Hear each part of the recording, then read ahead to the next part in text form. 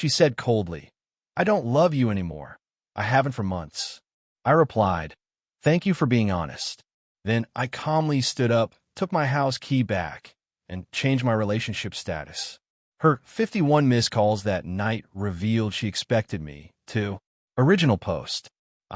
31 male, just had the strangest breakup of my life. Happened 4 hours ago. Still processing it, honestly. My girlfriend, 28, and I have been together 18 months. She's been basically living at my place for the past 7 months. Not officially. Her name's not on anything, but she kept clothes here, stayed 5 nights a week, used my address for packages. You know, that weird in-between stage before someone actually moves in. Context: I own a townhouse. 2 bedrooms, nice neighborhood, bought it 3 years ago. She rents a studio across town that she barely uses anymore. Pays $900 per month for it, but spends maybe 2 nights there weekly. We talked about her giving it up and officially moving in, but she always said she wasn't ready and needed her own space. Cool. I never pushed it. This evening, we were having dinner. I'd cooked pasta, nothing fancy. Normal Tuesday. Mid-conversation about some show we were watching, she just stops eating and goes, "I need to tell you something." The tone: ice cold. Rehearsed. Me: "Okay." Her: "I don't love you anymore. I haven't for months. I think we should end this." Just like that. No lead up. No, we need to talk warning. Just a declaration. I put down my fork. Looked at her. She's sitting there, face totally neutral, waiting for something. A reaction. Tears. Begging. I don't know. Me: "Okay. Thank you for being honest." Her face flickers. Confusion? Disappointment? Can't tell. Her: "That's it? That's all you have to say?" Me: "What else is there to say? You don't love me. Relationships need love. It's over. I respect your decision."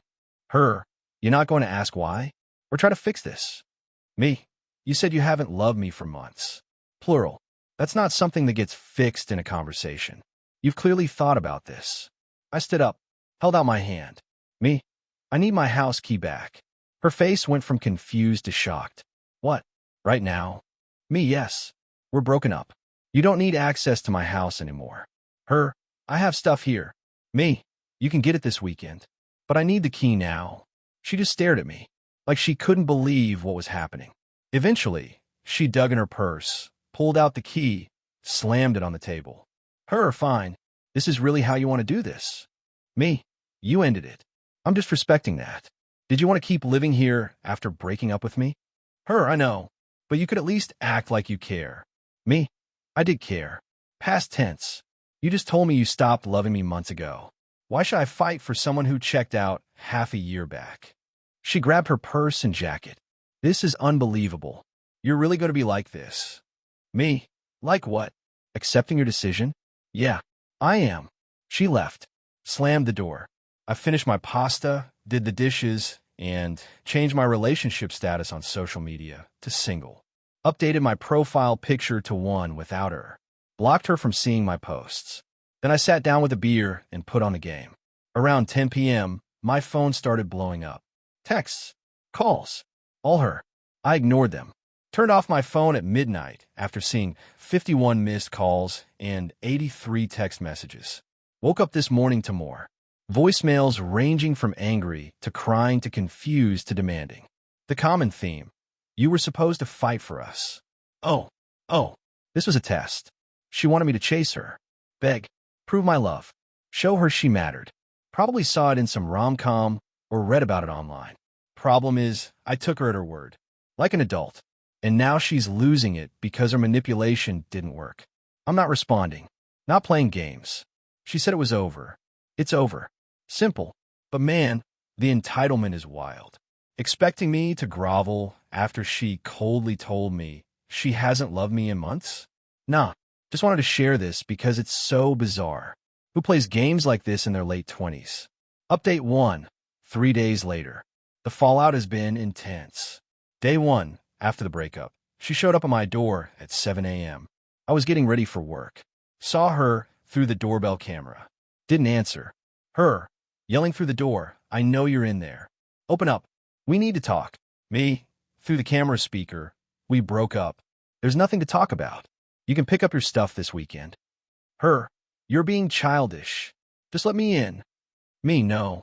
You don't live here. You broke up with me. Please leave, or I'll call the cops for trespassing. She left, but not before kicking my doormat. Real mature. Got text from her roommate. WTF did you do? She's been crying for 2 days straight. I sent back. She broke up with me. Asked for my house key back. That's it, roommate. She said you basically kicked her out with no warning. Me, she told me she hasn't loved me in months and wanted to end it. I accepted that. If she's upset, she should reflect on why she said those things. No response to that. Day 2, her best friend called me. I answered because I thought maybe there was an emergency. Best friend, you need to apologize to her. Me, for what? Best friend, for being cruel. She opened up to you about her feelings, and you just coldly kicked her out. Me, she told me she didn't love me anymore and want to break up. I said okay, and asked for my key back.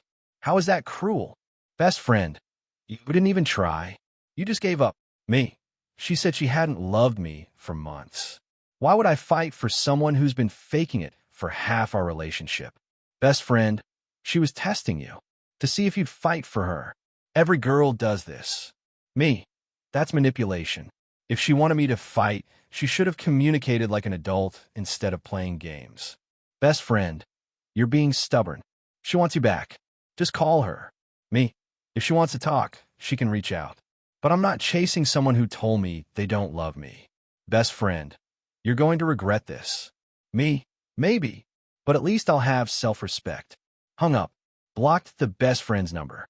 Day 3 today. Things escalated. Got a long email from her. Subject line, we need to talk.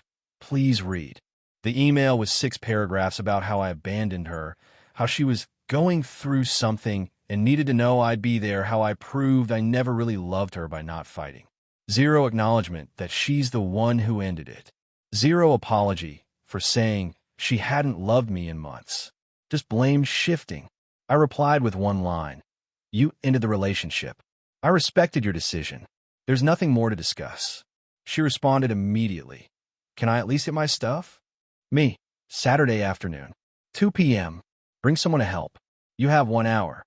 Her, 1 hour? I have a lot of stuff there. Me, then pack efficiently. And bring someone. You're not coming here alone. Her, why are you being like this? I didn't respond. But here's what I've realized. She kept paying for that studio. Never actually moved in fully. Always kept her own space. Because she wanted an exit strategy. Wanted to be able to leave if something better came along. Or use the threat of leaving as leverage. When I didn't chase, didn't beg, didn't play the game, she lost that leverage. And now she's scrambling because she realizes she actually lost something good. Meanwhile, I'm looking at how much money I was spending on her. Groceries for 2 when she was here. Streaming services she used. Higher electric bill.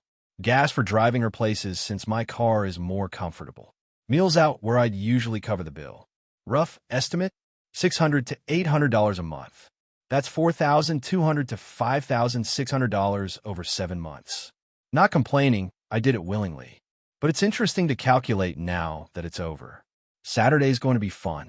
We'll update after. Update 2, the pickup day. Saturday came. I'd spent the previous 2 days boxing up her stuff. Clothes, toiletries, books, that random collection of coffee mugs she'd accumulated.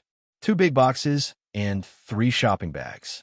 Everything organized, nothing missing. Put it all in the living room by the door. 2 p.m. sharp, doorbell rings. Camera shows her roommate, and her mom. Oh great, she brought her mom. I opened the door, but stood in the doorway. Didn't invite them in. Me, everything's right here. Gestured to the boxes. Her mom immediately started. We need to talk about this situation. Me, no we don't. Everything's packed. Take it and go. Her mom, you're making a mistake. She loves you. Me, she told me she hasn't loved me in months. Her words, not mine. My ex, I was confused. I didn't mean it like that. Me, you said it pretty clearly. I don't love you anymore. I haven't for months. Those were your exact words. Her, I was testing if you actually cared. Me, and I showed I care by respecting your stated wishes. Adults don't play games like that. Her roommate jumped in. Come on, man. Everyone makes mistakes. She realizes she messed up. Me. That's between her and her therapist. We're done. Please take the boxes. Her mom. What about all the time you spent together? The memories? You're just throwing it all away. Me. She threw it away when she said she didn't love me. I'm just cleaning up. My ex started crying. Real tears this time, not the manipulative kind from her voicemails. Her. I still have stuff in the bedroom. My work laptop charger. Some shoes. Me. Everything's in these boxes. I checked thoroughly. Her. Can I just look? Please. Me, no. You're not coming inside. If something's missing, text me a list and I'll drop it at your studio. Her mom. This is ridiculous. She practically lived here. You can't just erase her. Me. Watch me. The boxes are getting heavy. Please take them. They stood there for a minute, clearly expecting me to cave. When I didn't budge, the roommate and mom started grabbing boxes. My ex just stood there crying. Her. I can't believe you're really doing this. Me. You did this. You ended it. You said you didn't love me. These are just the natural consequences. Her. But I do love you. I was stupid. I thought. Me. You thought I'd chase you. Beg. Prove myself. That's manipulation. That's not love. Her. Can we please just talk? Like really talk? Without. Me, no. You made your decision. I'm respecting it. Goodbye. I closed the door. Locked it. Went back to my couch. Heard crying and arguing outside for about 10 minutes. Then they left. Got a text an hour later. My laptop charger really is missing. I need it for work Monday. I checked. Found it plugged in behind the nightstand. Unplugged it, took a photo with timestamp, put in a plastic bag. Replied. Found it. I'll drop it at your studio tomorrow afternoon. Leave it with building security if you're not there. Her. Can we talk when you drop it off? Me, no. Security handoff only. Her, please. I just need 5 minutes. I didn't respond. Here's what's been happening that I didn't mention in the main update. She's been trying every manipulation tactic in the book. Tactic 1. The mutual friends campaign. She's been calling our mutual friends, crying about how I abandoned her and won't even talk to her. Some reached out to me. I sent them screenshots of our text exchange where she clearly says, I don't love you anymore, and asked if they'd fight for someone who said that. Most went quiet. A few sided with her anyway, saying I should be more understanding. I don't need those friendships. Tactic 2. The social media hints. She's posting sad quotes about people giving up too easily and not fighting for love. I don't see them directly. I blocked her, but friends have sent screenshots asking if I'm okay. I tell them I'm great and change the subject. Tactic 3. The guilt trip. Her mom has been calling my phone. I don't answer. She leaves voicemails about how I'm breaking her daughter's heart and how real men don't give up. I save them in case I need proof of harassment later, but I'm not engaging. Tactic 4. The emergency texts. She's texted me multiple times with various emergencies that require me to call her. My car broke down and AAA won't come. Her roommate drove her everywhere that week. I'm having an anxiety attack. Sent to her mom and roommate too. They handled it.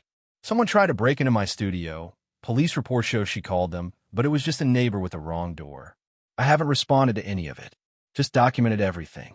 Dropped off the charger today. Left it with building security. Texted her. Charger left with security. Good luck with everything. She replied immediately. That's it? That's all you have to say to me? Me, yes. Take care. Her. I can't believe you. After everything, you're really going to throw us away like garbage. Me. You're the one who said you didn't love me anymore. I'm just taking you at your word. I hope you find whatever it is you're looking for. I blocked her number after that. Should have done it sooner. My phone has been quieter. My place feels bigger. I'm sleeping better. Started rearranging furniture, getting rid of stuff that reminded me of her. Feels like reclaiming my space. Few friends asked if I'm okay. Told them honestly, I'm good. Little sad, but mostly relieved. Dating someone who plays manipulation games like that? Exhausting. Better to know now than after marriage or kids. One friend said, "You're handling this really well. Too well. Are you sure you're processing it?" I am. But I'm processing the betrayal of someone playing games with my emotions, not the loss of the relationship. The relationship wasn't real if she was testing me. That's not love. That's control. So yeah, I'm good. Moving forward. Not looking back. Update 3. Final. It's been 5 weeks. Time for the final update, because this situation finally resolved, though not how I expected. Week 2 after the breakup. Things got worse before they got better. Her best friend, the one I blocked, showed up at my work. Waited in the lobby until I came down for lunch. Ambushed me. Best friend, we need to talk about her. Me, no, we don't. Please leave. Best friend, she's not doing well. She's been missing work, barely eating, crying constantly. Me, that's unfortunate. But we're broken up. It's not my responsibility. Best friend, you were together for over a year. How can you be so cold? Me, she told me she didn't love me. I believed her. If she's struggling with the consequences of her own words, that's something she needs to work through. Best friend, she made a mistake. People make mistakes. Me, and people live with the consequences of their mistakes. I'm not required to set myself on fire to keep her warm. Best friend, you're being cruel. Me, no, I'm being clear. We're done. Please don't contact me. Again, I walked away. She yelled after me about how I'd regret this. Building security escorted her out. I reported the incident to my manager, just in case. Week 3, her mom started a different approach. Instead of angry voicemails, she left sad ones. Talking about how much her daughter loved me, how she'd made a mistake, how young people sometimes don't know what they have until it's gone. One voicemail specifically said, "She's been saving up to surprise you with something special. She was planning to propose to you. She bought a ring. She's been carrying it around for weeks, waiting for the right moment. Then she got scared and said those awful things instead. Please, just talk to her." Interesting story. Didn't believe it. Not even a little. But it showed how desperate they were getting. I didn't respond to any of it. Week 4, she tried a new tactic. Sent an email with the subject line, "The real reason I said what I said." The email claimed she'd been diagnosed with an anxiety disorder and depression. That she'd been spiraling and pushed me away on purpose because she didn't feel worthy of me. That the whole "I don't love you" thing was self-sabotage because she was afraid of getting hurt. You know what? Maybe it's true. Maybe she does have mental health struggles. That's real, and it sucks, and I genuinely hope she gets help. But here's the thing. Having mental health issues doesn't give you a free pass to manipulate people and play games with their emotions. It doesn't mean I'm obligated to stay in a relationship where I'm being tested and manipulated. I replied, "I'm sorry you're struggling. I genuinely hope you get the help you need. But this doesn't change anything. We're still broken up. Please focus on healing yourself instead of trying to fix us." She replied within minutes. "So that's it? You don't care about me at all?" Me? I cared about you very much. But you ended the relationship, and I've moved on. I wish you well, but we're done. That was 10 days ago. Haven't heard from her since. Well, I've learned through all this. Her studio apartment? She gave it up 3 days after a breakup. Turns out she really couldn't afford it anymore without using my place as her primary residence. She's moved back in with her parents temporarily. The roommate? That was her sister who'd been letting her crash at her place. This studio was just a storage unit, essentially. The truth came out through a mutual friend, one of the few who stayed neutral. She'd been planning to give up her studio and officially move in with me for months. But she wanted me to prove I was serious about her first. The breakup was supposed to be a test to see if I'd fight for her, beg her to stay, maybe even propose on the spot to show my commitment. When I didn't do any of that, when I just calmly accepted her decision and took back my key, her entire plan fell apart. She lost her boyfriend, her free housing, and her pride all at once. The thing is, if she just communicated like an adult, we could have talked about her moving in officially. I was open to it, but she chose manipulation over communication. Played games instead of being honest. Now she's dealing with the consequences. Living with her parents at 28. Having to rebuild her life. Facing friends who are asking her why she said she didn't love me if she actually did. Me? I'm doing fine. Better than fine, actually. Financially, I'm saving about $700 a month without supporting 2 people. Put that money toward paying down my mortgage faster. Emotionally, the relief is huge. I didn't realize how exhausting it was to be with someone who played games. Every conversation was a potential test. Every interaction had hidden meaning, walking on eggshells without even knowing it. Now, I say what I mean. I mean what I say. It's simple. It's honest. It's peaceful. Started seeing someone new 2 weeks ago. Met her at a friend's birthday thing. She's a teacher, pays her own rent, drives her own car, has her own whole life. On our second date, she said something that stuck with me. I really appreciate that you're direct. No games. It's refreshing. Yeah, it is refreshing. My ex texted me from a new number yesterday.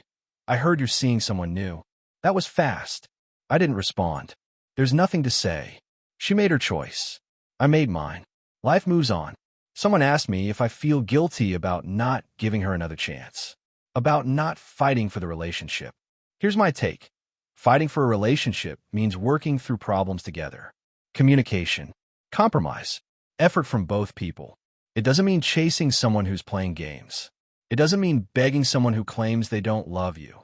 It doesn't mean lighting yourself on fire to prove your devotion. She wanted me to fight for her, but she never fought for us. She tested instead of trusted, manipulated instead of communicated. And when I didn't play along with her game, she lost. That's not my fault. That's not my responsibility to fix. I gave her exactly what she asked for: acceptance of her decision, respect for her stated wishes, and the dignity of taking her at her word. If that makes me cold, fine, but I'd rather be cold than be manipulated. Some people will think I should have given her another chance, that I should have been more understanding. That love means fighting even when it's hard. But here's what I know. Real love doesn't require tests. Real love doesn't weaponize affection. Real love doesn't play games with someone's emotions and then get mad when they believe you. She said she didn't love me. I believed her. End of story. Now I'm with someone who shows up honestly, who says what she means, who doesn't need me to prove my worth through hoops and tests. That's what I'm fighting for, not someone's mind games. The apartment is fully mine again. Rearranged everything. Got rid of the stuff that reminded me of her. It's actually nice. Feels like my space again. My sanctuary. No more walking on eggshells. No more wondering if a conversation is a test. No more second-guessing every word. Just peace. Honesty. Full emotion. She wanted me to fight for her. I fought for something better. My own self-respect and peace of mind. And honestly, best decision I ever made. This chapter is closed. Time to live without games, without tests, without manipulation. Just real, honest life. And that's more than enough.